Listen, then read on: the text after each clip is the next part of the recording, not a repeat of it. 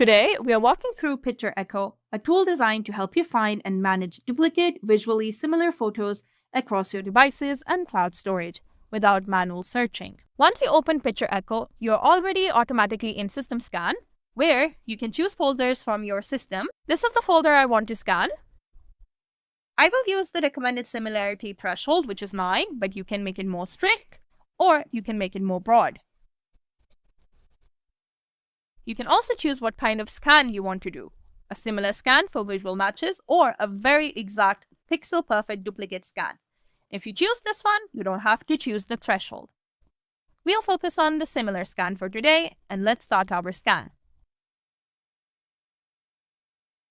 My scan is complete. Starting from the top, you can see what time you did the scan, what type of scan did you do, what mode did you select, and what threshold did you select. You can see that PictureEcho have already found all the duplicates and made them into different groups. You can sort the duplicates by photo count or recoverable space or just by default. You can select one photo at a time or you can select whole group at a time. And the best part, you can also do bulk selection. There are 5 different options. You can keep the oldest image, you can keep the newest image or the largest image. You can keep the highest resolution or the lowest resolution image and delete everything else. For today, I will keep all new images. This means that PictureEcho will just keep my newest and latest version and delete all the old versions. After selecting my images, I can move them to another folder, I can send them to the recycle bin, or I can permanently delete them. On the bottom, you can also see how many pictures I've selected, how many groups were there, how many duplicates were found, and how much wasted space I was able to save. I also want to show you guys a very interesting thing. For example, before deleting or recycling my photos, I accidentally close the software. I just need to open the software again and my results will be there with all the selections that I've made without any changes. Now I will just delete my photos.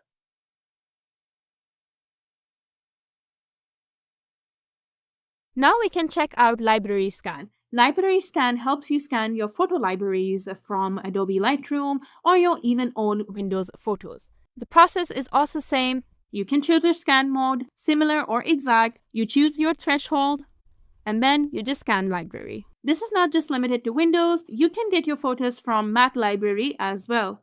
So these were the main 2 types of scan, system and library. You also have empty folders, where you can add a path and search for empty folders.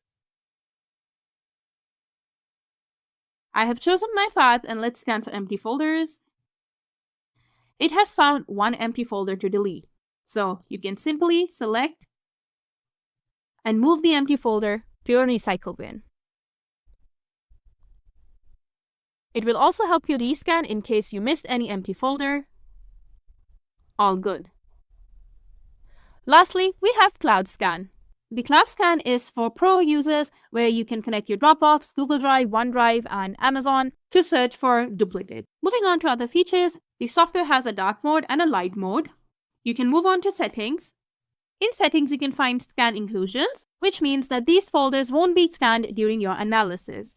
You can add more folders that you don't want to be scanned. Next, you have your action history, which shows how many files were deleted, when, and how. Next, you can also check for updates and make sure that your software is always up to date.